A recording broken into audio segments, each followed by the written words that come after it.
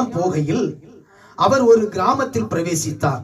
அங்கே மார்த்தாள் என்னும் பெயர் கொண்ட ஒரு ஸ்திரீ அவரை தன் வீட்டிலே ஏற்றுக்கொண்டாள். அல்லேலூயா. இயேசு அந்த கிராமத்துக்கு போகும்போது மார்த்தாள் என்கிற ஒரு ஸ்திரீ, இந்த மார்த்தாள் யாரு? மரியாளுடைய சகோதரி.